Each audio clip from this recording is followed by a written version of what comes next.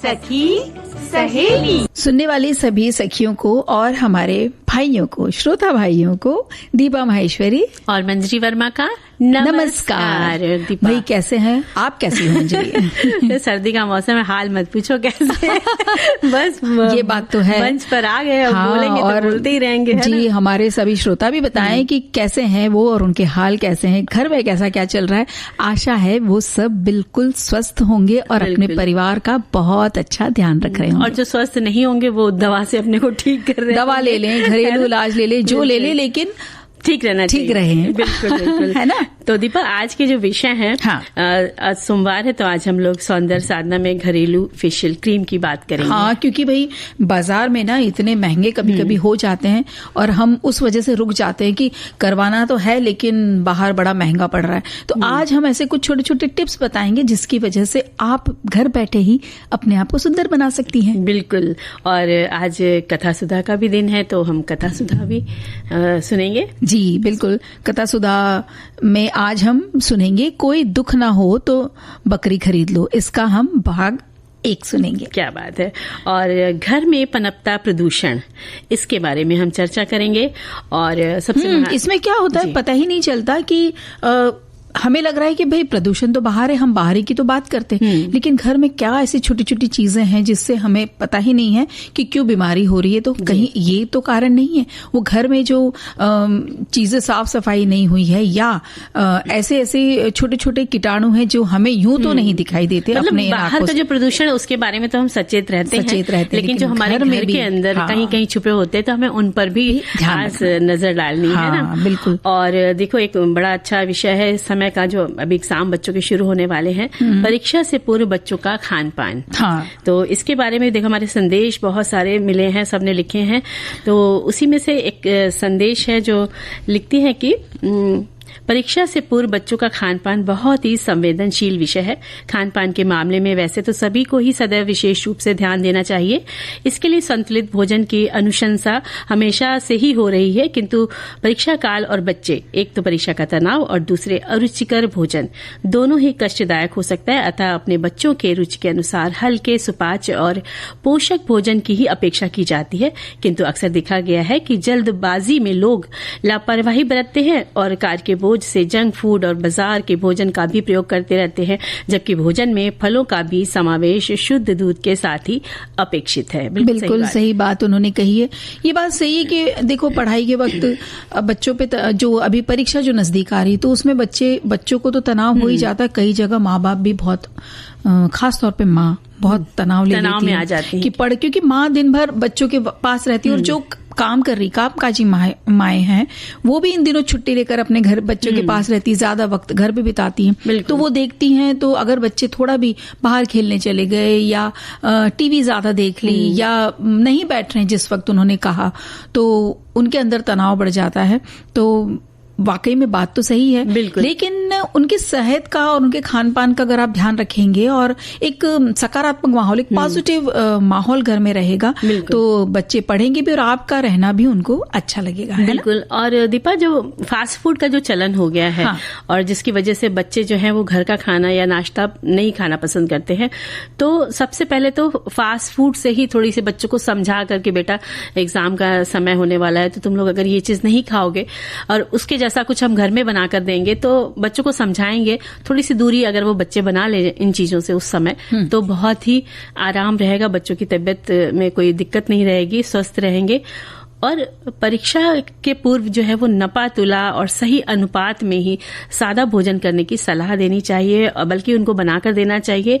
और जो तरल पदार्थों का सेवन कराएं, जैसे जूस वगैरह है, दूध है, शेक है, इन चीजों का भी उनको बच्चों को बनाकर देना चाहिए।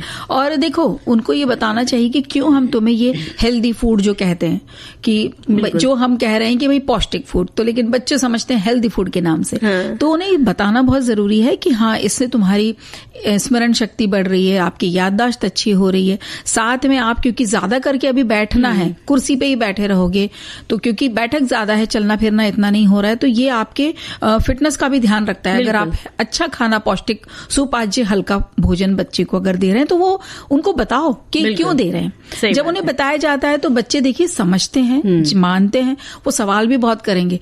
नहीं जवाब आता है तो आप कहीं से ढूंढ लीजिए। देखिए मीडिया इतना खुला हुआ है, आप भी जानिए, पढ़िए, जानिए, आपकी भी जानकारी बढ़ेगी। तो पढ़ता ही नहीं है, माँ जो होती है वो बच्चों को दीपा समझा ही लेती है। लेकिन अगर नहीं मिला तो हम भी अपनी जानकारी बढ़ा सकते हैं, उनको बता सकते हैं। और खाने पीने में ज्यादा गैप ना हो ये भी ध्यान रखना है। और साथ में तला भुना और जो खाना होता है वो उसकी मात्रा कम कर देनी है। और हर घंटे पर कुछ कुछ ऐसा देते रहिए, जैसे कि आप भुने मेवे दे सकते हैं, मूंगफली दे सकते हैं, है ना, जूस, सूप है, शेक है, या आप स्मूदी केले की बना करके दे सकते हैं। और मंजरी ऐसा भी है जो उन्हें पसंद है ना बहुत, उसको जैसे अब आपको लगता है कि इन्हें बहुत चीज खाना पसंद है लेकिन चीज अभी हैवी हो जाएगी, तो आप कुछ इस तरह से उसका व्यंजन ढूंढ लें, जैसे खाली चीज का स्लाइस भी दे सकते हैं आप उस वक्त, एक किसी एक थोड़ा सा पोर्शन दे दें। और साथ में जैसे तुमने कहा कि भाई सूखे मेवे दे दिए या उबले हुए मूंगफली के दाने दे दिए, तो जो उनकी पसंद की चीज है ना उसी को थोड़ा सा मॉडिफाई कर दें, परिवर्तन उसमें कर दें, कुछ ऐसा अट्रैक्टिव भी बना दें और ऐसा भी कर दें कि वो खा भी ले और आपका दोनों का लक्ष्य पूरा हो जाए। बिल्कुल बिल्कुल। और परसने का अगर अंदाज भी अच्छा हो ना, कोई आप कांच के बाउल निकाल लीजिए, या बच्चों के जो छोटे छोटे से बाउल होते हैं जिसमें कार्टून्स बने रहते हैं, तो उसमें डाल के आप सजा के दे दो, तो उन्हें ऐसा लगता है कि भाई देखो मेरा वेलकम, हमारा बड़ा ध्यान रखा जा रहा है। और जो तुम जो बात कह रही हो ना, तो उसमें मुझे ये भी लगता है कि हाँ, जब हम इस वक्त घर पे हैं और हमने सुबह का जैसे खाना दे दिया, तो थोड़ा सा सोच लें कि शाम को देना तो है बच्चे को, तो क्या देना है। भाई घर वाले भी वो वैरायटी को प्लानिंग करनी पड़ती है, जो माँ होती है उसकी प्लानिंग तो करनी पड़ती है। तो इस प्लानिंग में मजा ये है, अगर न चिढ़ के ये अगर ध्यान रख लिया जाए कि हाँ घर में भी तो बाकी सब खा लेंगे, तो एक 1-1.5 महीना कहाँ अच्छे से निकल जाएगा पता ही नहीं चलेगा। और देखो संदेश में और लिखते हैं कि जब हम पेपर देने जाते थे तो मम्मी दही में चीनी खिला करके भेजती थी और हम सोचते थे दही खाने से क्या होता है, लेकिन दही खाने से दिमाग तरोताजा और ठंडा रहता है, जो अब समझ में आया। वाकई सही बात है। दही से, और दही में अगर आप फल काट के भी देते हैं तो भी अच्छा लगता है। कि सिर्फ पढ़ाई की बात नहीं करो, कभी उनके साथ खेल भी खेलो, आंख में चोली खेलो, हंसी मजाक करो, बाहर लेके जाओ। और ऐसे गीत तो खेलने में बहुत मजा आता है बच्चों के संग। बच्चे भी सोचते हैं चलो अच्छा है, थोड़ा पढ़ाई के थोड़ा सा आराम मिला, है ना। लेकिन फिलहाल तो आराम नहीं लेंगे हम लोग, हमें तो पढ़ना है। अपनी पढ़ाई शुरू कर दीजिए दीपा जी। और शुरू कर देते हैं। देखो बहुत सारे संदेश आए आज मंजरी, तो एक संदेश हम पढ़ रहे हैं कि हमने अक्सर देखा है, मम्मी भूख नहीं लगी है, आप मुझे डिस्टर्ब मत करो, मुझे पढ़ने दो प्लीज। खाने में भला ऐसे नखरे किस बच्चे को नहीं होते, लेकिन परीक्षाओं के दौरान बच्चे सिर्फ पढ़ाई में ही एकाग्र रहते हैं और खान पान को नजरअंदाज कर देते हैं। बच्चों का खान पान के प्रति बढ़ने वाला नखरीला स्वभाव उन्हें पूर्ण आहार से वंचित रखता है। ऐसे में जरूरी हो जाता है कि उनके शारीरिक और दिमाग के विकास के लिए उन्हें भरपूर आहार मिले, खास करके जब बोर्ड परीक्षा की बात हो रही हो। तो ऐसे समय में उन्हें इस तरह की डाइट दी जानी चाहिए जो उन्हें स्ट्रेस से दूर करे और साथ में उन्हें भरपूर ऊर्जा भी दे। तो ये वही बात जो भी हम कर रहे थे, वो बहुत अच्छी बात लिखी इन्होंने। और परीक्षा से पूर्व बच्चों का खान पान बच्चों के अनुरूप ही बनना चाहिए। हर बच्चे की अपनी पसंद होती है, ऐसे हमारे एक श्रोता लिखते हैं। और सुबह दूध के साथ नाश्ता जो बच्चों को पसंद हो, साथ में कुछ ड्राई फ्रूट, फिर दोपहर में खाना जो हल्का ही होना चाहिए, उसमें दाल चावल हरी सब्जी और सलाद, और फिर शाम को हल्का फुल्का नाश्ता जिसमें फल भी देना चाहिए, दूध या जो भी ड्रिंक पसंद करें। रात में फिर हल्का खाना। अच्छा, अगर फल को हम शाम को दें, अगर ठंडे फल तो बिल्कुल नहीं देने हैं, नहीं देने चाहिए। हाँ, बाहर निकले फल हो। और अगर शाम की बजाय अगर हमने दिन में ही उनको दे दिया है फ्रूट्स, तो फिर शाम को देने की जरूरत नहीं है। और साथ में फल हमेशा ताजे देने हैं, काट के कभी नहीं रखें, तुरंत ही तभी काटे और तभी धोएं और फिर काटें और उन्हें दें। बिल्कुल। और ऐसा भी ना करें जैसे खास तौर पे सेब जैसे फल हो गए, आपने धोया, पोंछा और उसके रख दिया टेबल पे, नहीं बच्चे नहीं खाएंगे, आप काट के दीजिए। बिल्कुल बिल्कुल। इन दिनों में थोड़े से अगर उनके नखरे उठा लिए जाएं तो कोई दिक्कत नहीं है। अगर वो नहीं खाते तो 2-4 जो उसकी फांके हैं बचेंगी तो आप खा लीजिएगा। सही बात है, क्योंकि हमें याद है कि हम लोग के तो इतने नखरे नहीं होते थे, लेकिन अभी क्या है, बच्चों के प्रोजेक्ट्स होते हैं, बहुत सारी चीजें, चूजी भी हो गए बच्चे, लेकिन परीक्षा भी होती है, प्रोजेक्ट भी बहुत सारे होते हैं और बहुत सारी चीजें उनको कंप्यूटर पे दिखानी होती है, तो इतना वक्त नहीं मिल पाता। तो हम ये तो कर ही सकते हैं, जैसे अनार के तो दाने निकाल के, संतरे भी थोड़े से खोल के ना उनको छील करके दे दें तो और अच्छा, तो और ही अच्छा है। ये तो देखिए सबका अलग अलग है, मुझे लगता है बीज वगैरह नहीं निकाल के देना चाहिए, पर देखिए सकी और मंजरी को लगता है कि बीज निकाल के देना चाहिए। नहीं तो फिर वो पड़े रहेंगे, वो हाथ नहीं लगाएंगे, तो निकाल दो तो और अच्छा। अब कैसे आप उनको मतलब खुश रखना चाहते हैं बच्चों को, ये आपके ऊपर है। लेकिन अभी एक संदेश पढ़ लेते हैं। परीक्षाओं के समय बच्चों के खान पान पर विशेष रूप से ध्यान देना होता है, क्योंकि ये समय परीक्षाओं के साथ साथ मौसम बदलने का भी होता है। इस समय हमारा शरीर पिछले मौसम की प्रकृति के अनुसार चलते हुए नए मौसम की प्रकृति में ढालने की कोशिश करता है। अगर इसी समय में भारी खाद्य पदार्थों का सेवन किया तो आलसीपन और नींद बहुत आएगी, बीमार होने की स्थिति में भी शरीर चला जाता है। इसलिए अभिभावक को चाहिए कि वो बच्चों को संतुलित और पौष्टिक आहार दे, जहां तक हो सके स्वयं भी वही आहार ले, क्योंकि अगर आप स्वयं भारी और गरिष्ठ भोजन करेंगे तो आप भी बीमार हो सकते हैं, जिसका मानसिक तनाव आपके बच्चों पर पड़ना ही पड़ना है, और आपके बच्चे की पढ़ाई है, परीक्षा और उसकी परीक्षा की तैयारी, वो भी प्रभावित हो सकती है। बिल्कुल सही बात है, क्योंकि जब हम बीमार हो जाएंगे तो हम कैसे बच्चे का ख्याल रखेंगे, या सबका ख्याल रखेंगे। सही तो बात है। एक जैसा ही उस महीने पूरा एक जैसा ही रखें कि हम भी देखो बेटा यही खा रहे हैं, तुम भी यही खा लो। ये बहुत जरूरी है। ऐसे उदाहरण देंगे तो बच्चे खा लेते हैं। और दीपा एक संदेश में और लिखते हैं कि परीक्षा से बच्चों का खान पान, बच्चों की परीक्षाएं शुरू होने वाली, अतः बच्चों की परीक्षा देने जाते, मतलब वो जब देने जाते हैं तो उस समय हल्का भोजन ही दे। सभी ने हमारे ऐसे लिखा है। और ज्यादा तला भुना गरिष्ठ भोजन नुकसानदायक हो सकता है, उन्हें पेट दर्द, उल्टी आदि की समस्या हो सकती है। हल्के खाने के साथ जूस है, छाछ है, लस्सी भी बच्चे रुचि के अनुसार उन्हें दिया जा सकता है। और लिखते हैं कि हमारे राजस्थान में 8वीं बोर्ड परीक्षा होती है। जब मेरा बेटा 8वीं में था, उसका दोस्त पढ़ाई में बहुत होशियार था, जिनकी हलवाई की दुकान थी। कुछ तला भुना मसालेदार खाकर बेटे के साथ वार्षिक परीक्षा देने गया। कक्षा में जाते ही दोस्त को इतना तेज पेट दर्द व उल्टी हुई कि अस्पताल में एडमिट करना पड़ा। वो परीक्षा देने से वंचित रह गया और साल बर्बाद हो गया, क्योंकि उसने अपनी कॉपी में नाम तक नहीं लिखने दिया गया था उसको, तो उसे अनुपस्थिति माना गया। सप्लीमेंट्री भी नहीं मिली थी। अतः माता पिता बच्चों के खाने पीने का विशेष ध्यान रखे, जिससे वो स्वस्थ रहे और तनाव रहित होकर परीक्षा दे। और ये इन्होंने बहुत ही अच्छी सी मतलब बात लिखी, उस समय की घटना लिखी कि इसकी वजह से ऐसा हो गया, तो बहुत ध्यान रखने वाली चीजें हैं। और देखो अपने बच्चे की आदतें क्या है वो हमें पता ही होती है, तो आप वो बिल्कुल चीजों का ध्यान रखें कि हाँ ये इस मेरे बेटे को या मेरी बेटी को स्ट्रेस आ जाता है, तनाव में आ जाता है, तो आप पहले से ही वैसी तैयारी रखें। घर का माहौल भी हल्का रखिए और उनका खान पान का थोड़े दिन पहले से ही शुरुआत कर दें, परीक्षा के दिन आने के पहले। देखो दीपा, जैसे इन्होंने अपना एक किस्सा शेयर किया, तो उससे क्या होता है, जो सब लोग सुनते हैं तो उनको सबक मिलता है, वो समझते हैं कि हाँ अरे किसी के साथ हुआ तो मेरे साथ भी हो सकता है। अच्छा, एक बड़ी अच्छी सी बात की है हमारे एक श्रोता भाई ने, वो कह रहे हैं कि परीक्षा के पूर्व बच्चों का खान पान में ध्यान रखने की बात ऐसी है जैसे बारात लेकर जा रहे दूल्हे के खान पान। तो ऐसी चीज कुछ ना दें जैसे जिसका उनके परीक्षा के दिनों में सेहत पर जिसका विपरीत प्रभाव पड़े। बिल्कुल सही लिखा है। और एक लिखते हैं कि हमारे घर में जब बच्चे परीक्षा के लिए निकलते हैं तो उन्हें दही और शक्कर खिलाया जाता है शुभता के लिए, पर मेरा मानना है आप उन्हें दही का टीका लगा दें और मिश्री या गुड़ का छोटा टुकड़ा उनके मुंह में डाल दें। बच्चे परीक्षा के समय तनाव में रहते हैं और दही खाने से एसिडिटी की समस्या हो जाती है।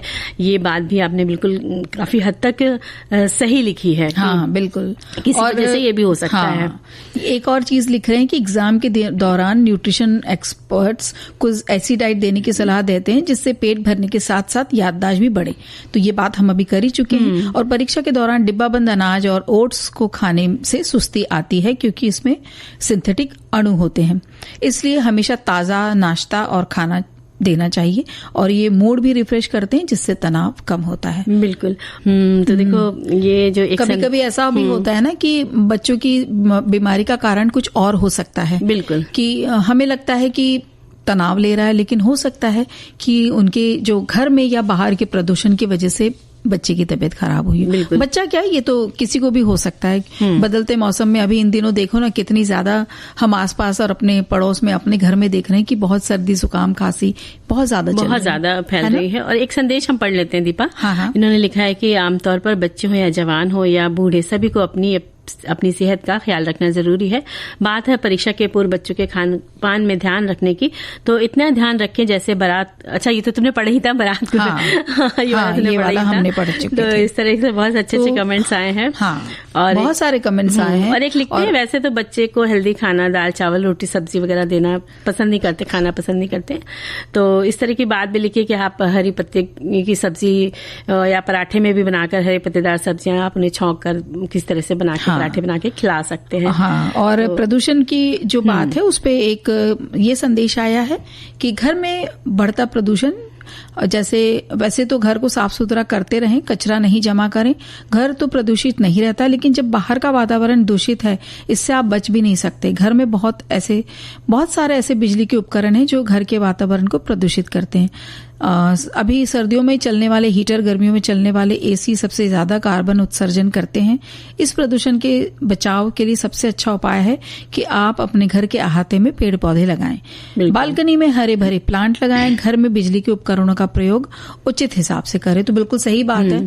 हम हर वक्त भाई अभी ठंड है तो हम हीटर चला लेते हैं, गर्मी है तो हम एसी चला लेते हैं। तो मतलब थोड़ा सा सहन शक्ति भी हो, बढ़ानी चाहिए, बढ़ा लेनी चाहिए। बहुत घर में बुजुर्ग बहुत बड़े उम्र के हैं तो उन्हें वाकई में जरूरत है, या बच्चा छोटा है जो बिल्कुल नहीं सहन कर सकता उन्हें जरूरत है, लेकिन बाकी लोग तो अपना ध्यान रख ही सकते हैं। बिल्कुल रख सकते हैं। और सिर्फ उपकरण ही नहीं, ऐसी बहुत सारी छोटी छोटी चीजें होती हैं जिसकी वजह से हमें पता ही नहीं चलता कि हमारी तबीयत क्यों खराब होती। जैसे कि अगर किन्हीं घरों में कालीन बिछा है तो हमें पता ही नहीं होता कितने छोटे छोटे बैक्टीरियाज उसमें इकट्ठे हो जाते हैं। कालीन है और सोफे पे जो कवर होता है या डोर मैट्स हैं हमारे, यहाँ तक कि जो पर्दे होते हैं उन सब में भी क्योंकि खिड़की के पास ही पर्दे और दरवाजे के पास ही होते हैं तो वो धूल सीधा आती है आपके पर्दों में चिपकती है, तो वहां पर भी जर्म्स जो है वो चिपक जाते हैं धूल के कारण। अब ये सब चीजों का ध्यान रखना बहुत जरूरी कि आपके पर्दे बार बार साफ होते रहें, या आपकी जो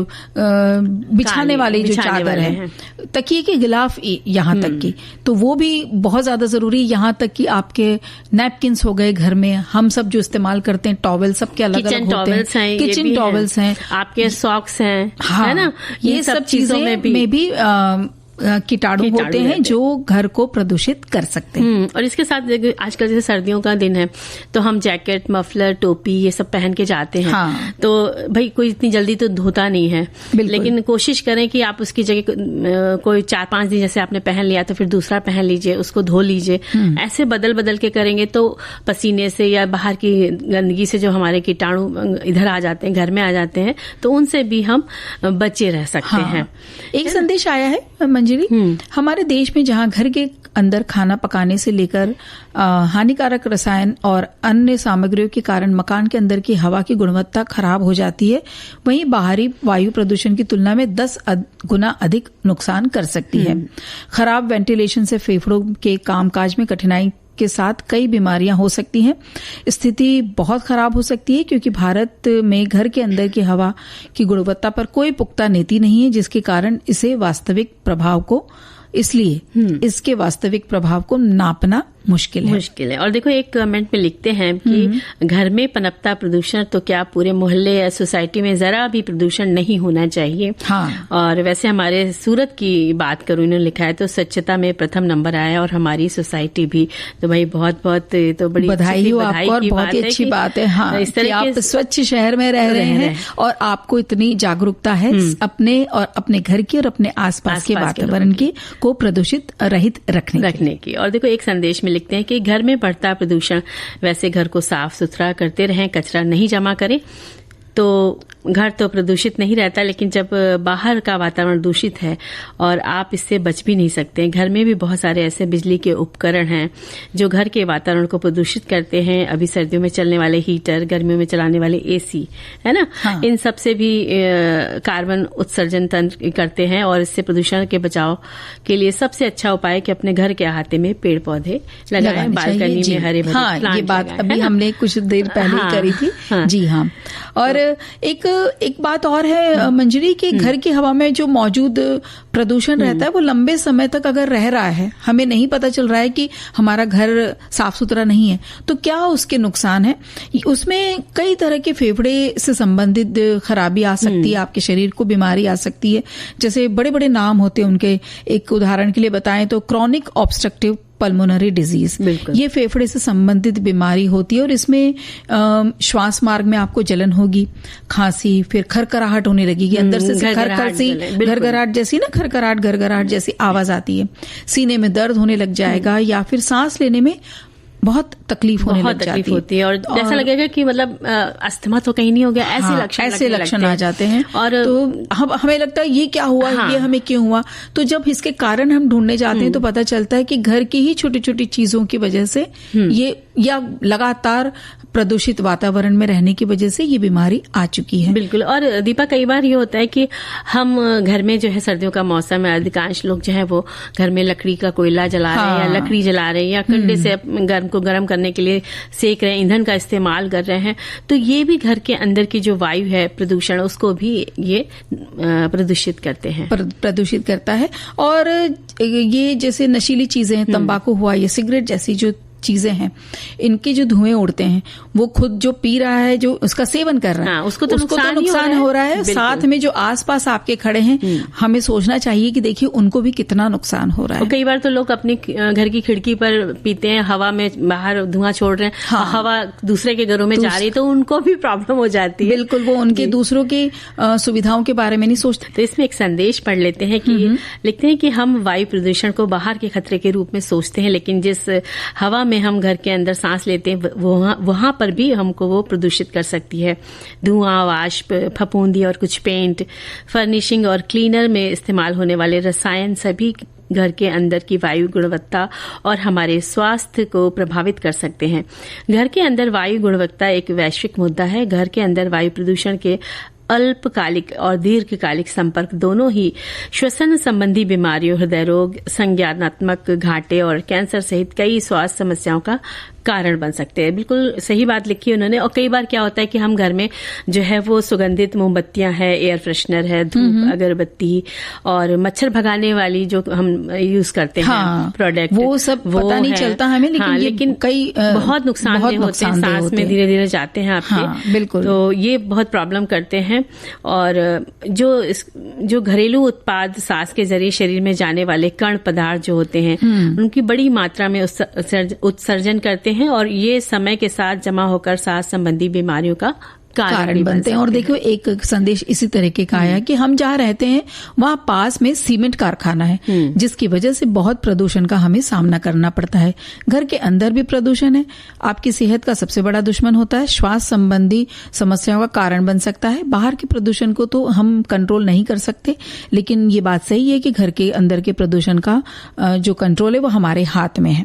बिल्कुल सही बात है। और कई बार दीपा क्या होता है कि जब हम घर में वो हीटर लगा रहे हैं या हम बंद करके कोयला जला के गर्म कर रहे हैं रूम को, तो बहुत देर तक जब दरवाजे खिड़कियां बंद रखते हैं तो वो भी दम घुटने जैसा लगता है। या हम नहीं भी चला रहे तो ऐसे सामान्य दिनों में देखें कि बच्चों को पसंद होता है सब दरवाजे खिड़की बंद कर दो, हम पढ़ रहे हैं, हाँ। लेकिन ऐसा नहीं करने देना चाहिए, उनको कहना चाहिए नहीं, थोड़ी देर आप खोल के भी बिल्कुल। और देखो ना, वेंटिलेशन का बहुत ज्यादा जरूरत है भाई। आप खिड़कियां जो बात कर रही हो, तुम खिड़की दरवाजे वगैरह शाम के वक्त तो नहीं, हाँ दिन में दोपहर में अगर आप के लिए संभव है थोड़ी सी देर घर का जो खास मेन दरवाजा वो भी खोल दें।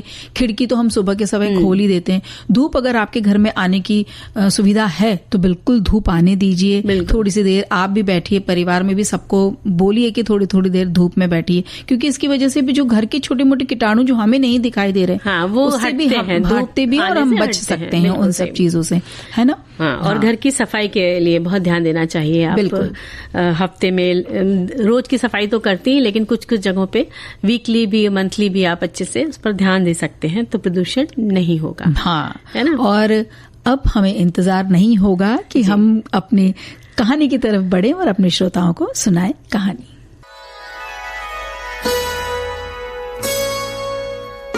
कथा सुधा, भाव भरी कहानियों का सागर, जिसकी लहरें कभी मुस्कुराहट सजाएंगी तो कभी आंखें नम कर जाएंगी। सामाजिक सरोकार से लेकर परिवार तक की होंगी बातें। कुछ मनोरंजन होगा तो कुछ सीख भी मिल जाएगी। हर बार नई अनसुनी कहानी की अलग अंदाज में होगी बयानी।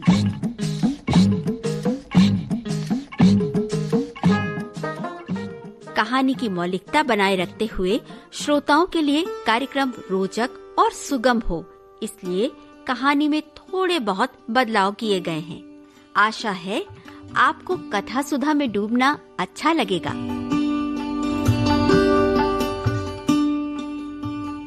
कथा सुधा में आइए सुनते हैं मुंशी प्रेमचंद की कहानी कोई दुख न हो तो बकरी खरीद लो। आइए सुनते हैं इस कहानी का पहला भाग।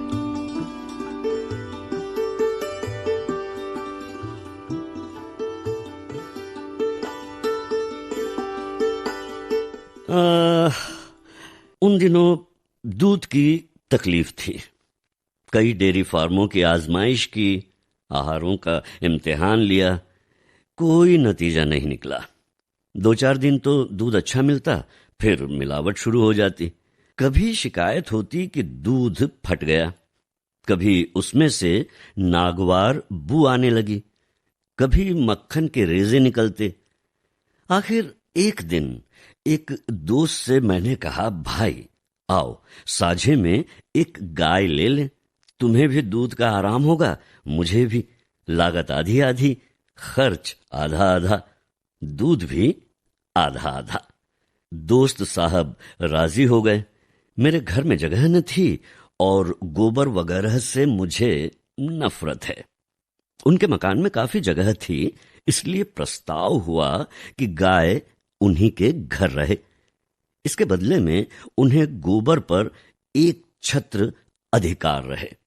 वो उसे पूरी आजादी से पाथे, उपेले बनाएं, घर लीपें, पड़ोसियों को दें या उसे किसी आयुर्वेदिक उपयोग में लाएं।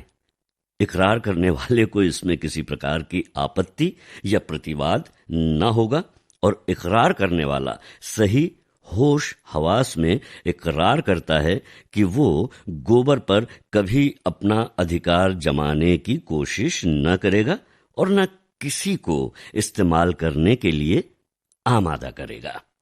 दूध आने लगा, रोज रोज की झंझट से मुक्ति मिली।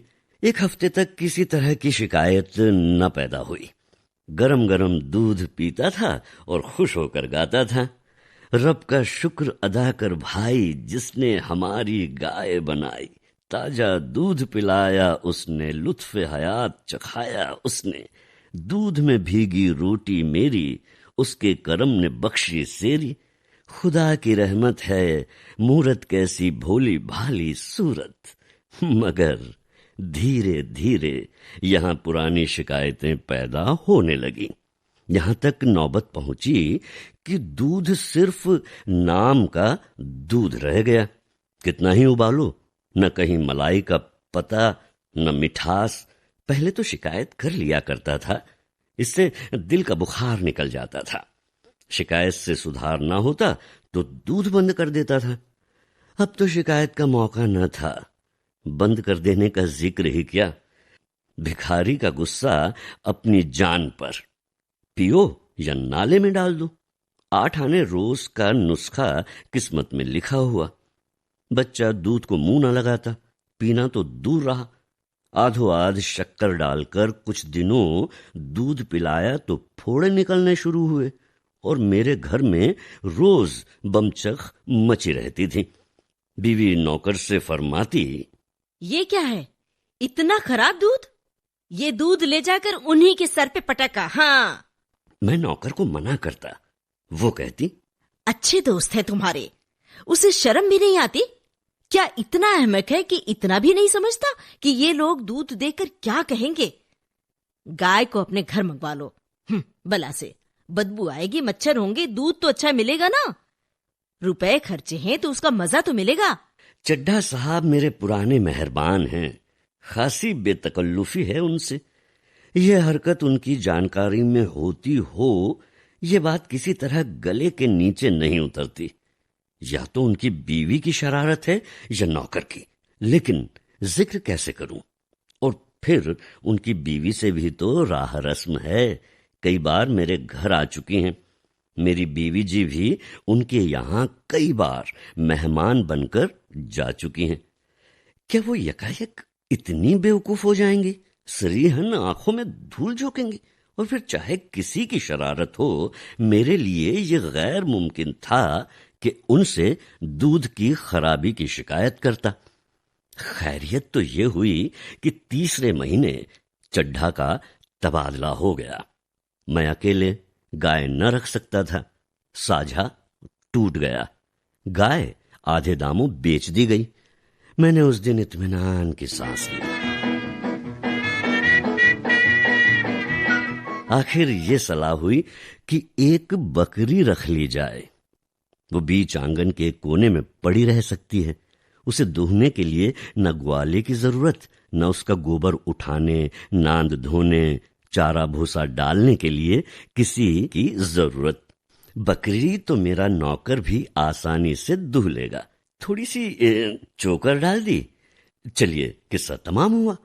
फिर बकरी का दूध फायदेमंद भी ज्यादा है, बच्चों के लिए खास तौर पर। जल्दी हजम हो जाता है, न गर्मी करे न सर्दी, स्वास्थ्यवर्धक है। संयोग से मेरे यहां जो पंडित जी मेरे मसौदे नकल करने आया करते थे, इन मामलों में काफी तजुर्बेकार थे। उनसे जिक्र आया तो उन्होंने एक बकरी की ऐसी स्तुति गाई, उसका ऐसा कसीदा पढ़ा कि मैं बिन देखे ही उसका प्रेमी हो गया। अरे साहब, पछाही नस्ल की बकरी है, ऊंचे कद की, बड़े बड़े थन जो जमीन से लगते चलते हैं, बेहद कमखोर लेकिन बेहद दुधार। एक वक्त में 2-2.5 सेर दूध ले लीजिए। अभी पहली बार ही बियाई है, सिर्फ 25 रुपए में आ जाएगी। मुझे दाम कुछ ज्यादा मालूम हुआ, लेकिन पंडित जी पर मुझे एतबार था। फरमाइश कर दी गई और तीसरे दिन बकरी आ पहुंची।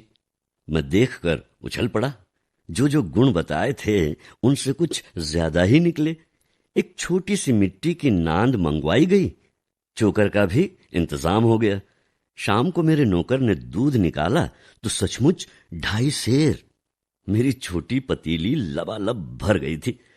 अब मुसलो ढोल बजाएंगे, ये मसला इतने दिनों बाद जाकर कहीं हल हुआ। पहले ही ये बात सूझती तो क्यों इतनी परेशानी होती।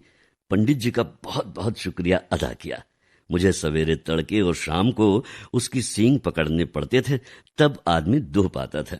लेकिन ये तकलीफ इस दूध के मुकाबले में कुछ न थी। बकरी क्या है, कामधेनु है।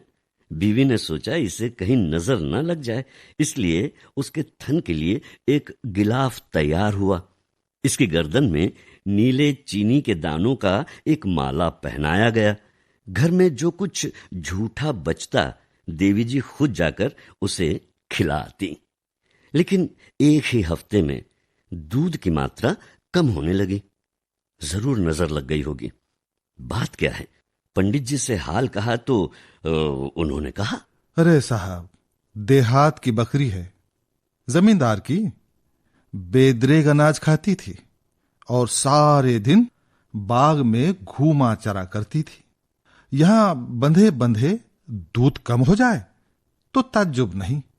इसे जरा टहला दिया कीजिए।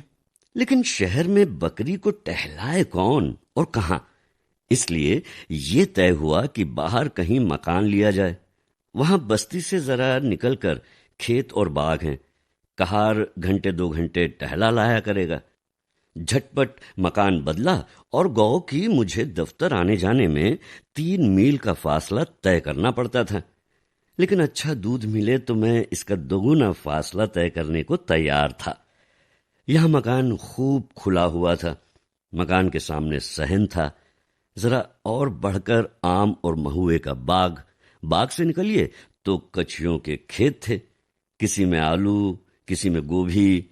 एक काछी से तय कर लिया कि रोजाना बकरी के लिए कुछ हरियाली जाया करे, मगर इतनी कोशिश करने पर भी दूध की मात्रा में कुछ खास बढ़त नहीं हुई।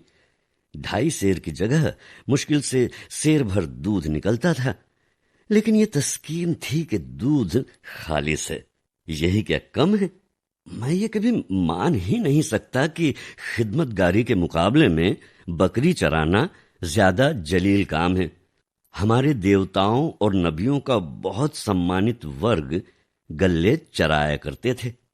कृष्ण जी भी गाय चराते थे। कौन कह सकता है कि उस गल्ले में बकरियां न रही होंगी। लेकिन आदमी रूढ़ियों का दास है।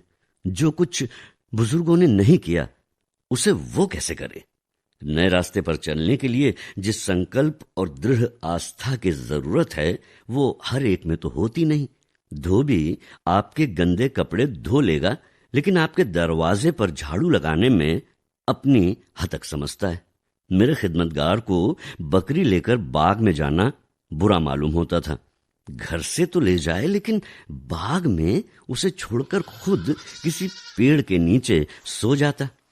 बकरियां पत्तियां चर लेती थी, मगर एक दिन उसके जी में आया कि जरा बाग से निकलकर खेतों की सैर करें।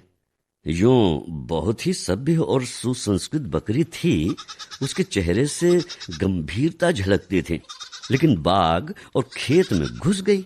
आजादी नहीं है इसे वो शायद न समझ सकी। एक रोज किसी खेत में घुस गई और गोभी की कई क्यारियां साफ कर गई।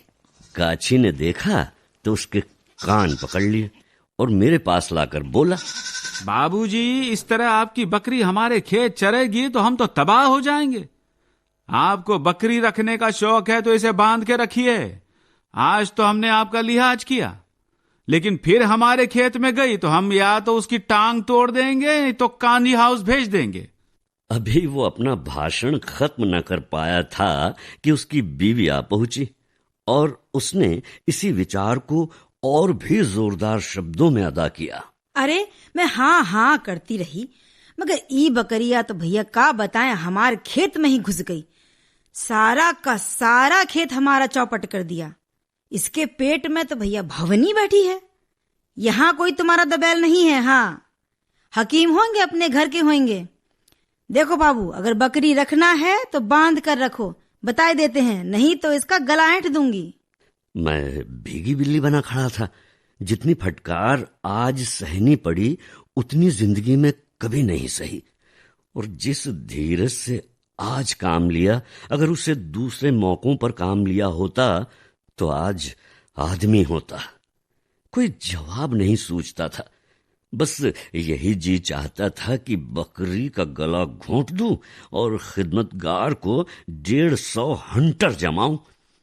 मेरी खामोशी से वो औरत भी शेर होती जाती थी। आज मुझे मालूम हुआ कि किन्हीं किन्हीं मौकों पर खामोशी नुकसानदेह साबित होती है।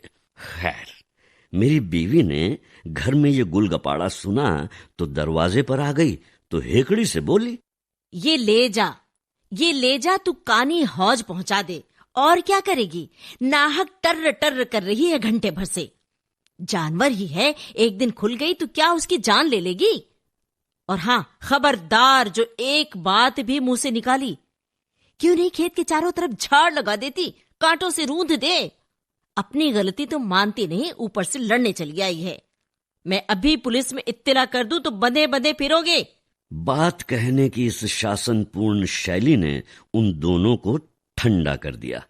लेकिन उनके चले जाने के बाद मैंने देवी जी की खूब खबर ली। गरीबों का नुकसान भी करती हो, ऊपर से रोब जमाती हो, इसी का नाम इंसाफ है।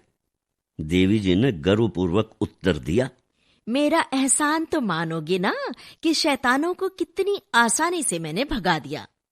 लगे उल्टे डांटने। गंवारों को राह बतलाने का सख्ती के सिवा दूसरा कोई तरीका ही नहीं है।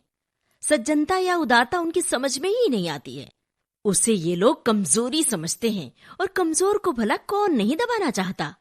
खिदमतगार से जवाब तलब किया तो उसने साफ कह दिया, अरे साहब, बकरी चराना मेरा काम नहीं है। मैंने कहा, तुमसे बकरी चराने को कौन कहता है? जरा उसे देखते रहा करो कि किसी खेत में न जाए, इतना भी तुमसे नहीं हो सकता। देखिए, मैं बकरी नहीं चरा सकता साहब, कोई दूसरा आदमी रख लीजिए। आखिर मैंने खुद शाम को उसे बाग में चरा लाने का फैसला किया।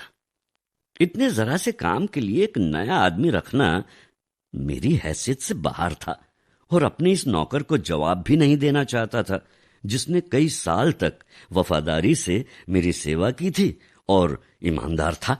दूसरे दिन मैं दफ्तर से जरा जल्द चला आया और चटपट बकरी को लेकर बाग में जा पहुंचा।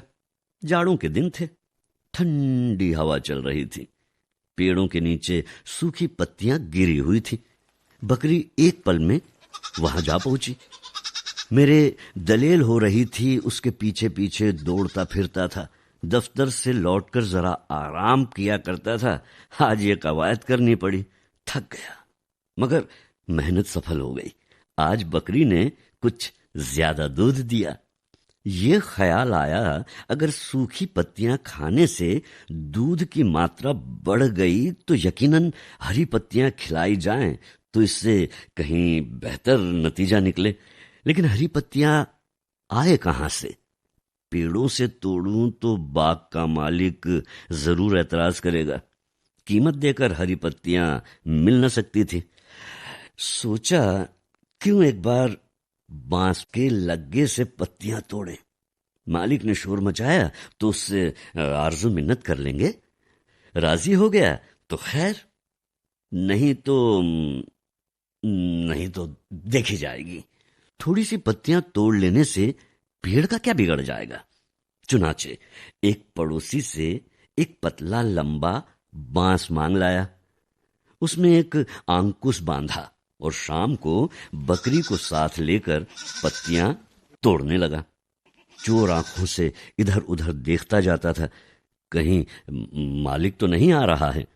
अचानक वही काछी एक तरफ से आ निकला और मुझे पत्तियां तोड़ते देखकर बोला, अरे ये क्या करते हो बाबूजी? आपके हाथ में ये लग्गा अच्छा नहीं लगता। अब बकरी पालना हम गरीबों का काम है कि आप जैसे शरीफों का? लाइए, मैं काट देता हूं। मैं कट गया, कुछ जवाब न सूझा। इसमें क्या बुराई है?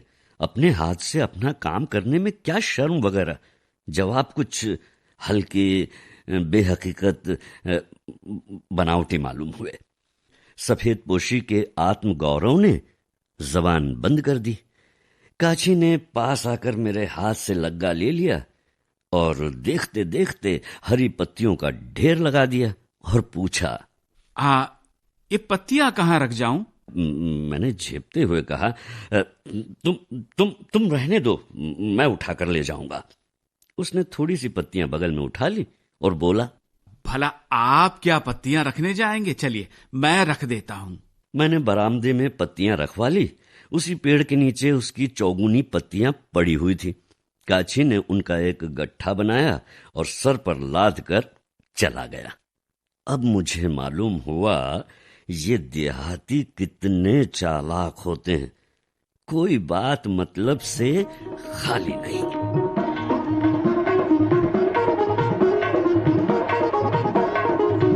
अभी आप सुन रहे थे मुंशी प्रेमचंद की कहानी कोई दुख न हो तो बकरी खरीद लो का पहला भाग। पात्र परिचय इस प्रकार है। सूत्रधार जी श्याम, बीवी ममता सिंह, पंडित जी दीपक केसावलेकर, काछी जयंत पात्रिकर, काछी की बीवी चंचल वर्मा, नौकर दीपक केसावलेकर। प्रस्तुति अनुश्री पाठक, परिकल्पना एवं निर्देशन रेणु चतुर्वेदी। कथा सुधा में सुनिए इस कहानी का दूसरा और अंतिम भाग अगले सोमवार।